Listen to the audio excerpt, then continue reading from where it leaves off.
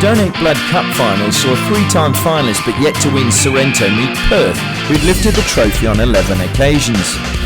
A large crowd turned out at Macedonia Park, including World Cup winning captain Fabio Cannavaro, Scottish international Roy Aitken and England international Peter Barnes. Sorrento was soon stretching Perth. Jack Doyle combined well with Danny Kane down the right, but the move came to naught as the shot sailed over the crossbar. Soon after, a throw-in from Sorrento was played forward by Jared Love. Perth cleared as far as David Price, who struck a rising shot that Devon Spence plucked from the air. Sorrento continued to create chances, and when Jack Doyle laid the ball back to Kane, he crossed. Simpson headed clear, but Doyle pounced on the loose ball, but unfortunately for Sorrento, scuffed his shot wide. Minutes later, Doyle whipped in a corner from the left, which Kane met on the volley, but once again the effort whistled wide. Then it was a corner from the right that had Perth scrambling. Jamie Harmore's flick on was well saved by Spence. He desperately tried to get hold of the rebound, but in the end Gorowski did manage to shoot, but his effort was also wide of the post. Another Sorrento corner was partially cleared by Trent Kay. Price whipped the ball back in, and again Gorowski, surging in at the back post, pushed his effort wide.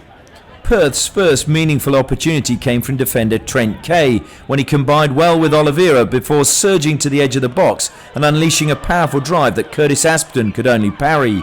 Sharland was first to the loose ball, but Sorrento cleared the danger. The start of the second half saw Perth carve out another opening.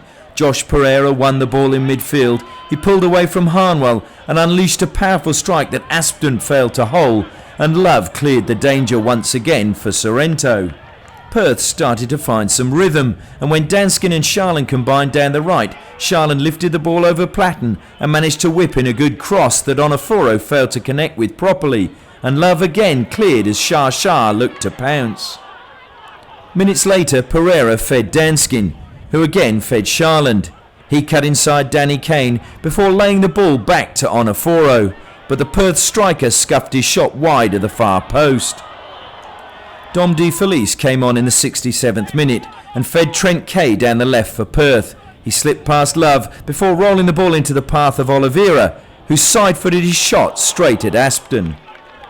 Jamie Harnwell caused Perth problems when he climbed to head a Sorrento corner soon after. Platten nodded the ball forward before Price whipped the ball back in, but Perth scrambled it clear. Minutes later, the final whistle sounded. We were headed for extra time. Sorrento lifted a gear in extra time, and Jack Doyle was soon testing the Perth defence, but his deflected shot was easily gathered by Devon Spence.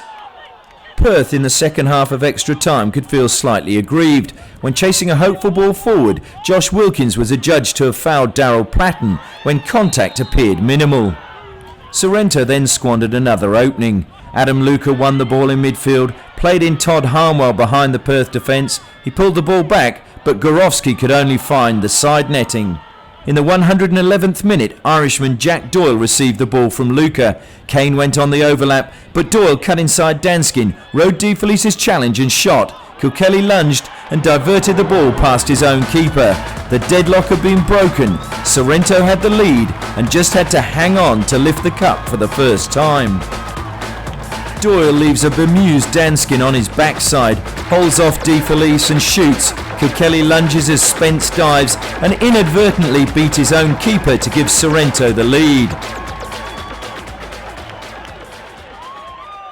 Perth searched for a lifeline.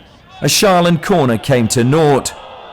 But another, minutes later, was perfectly met by Simpson, and only a superb header on the line prevented an equaliser. Within a minute, the final whistle sounded, and Sorrento were the victors in a cup final for the very first time in the club's history.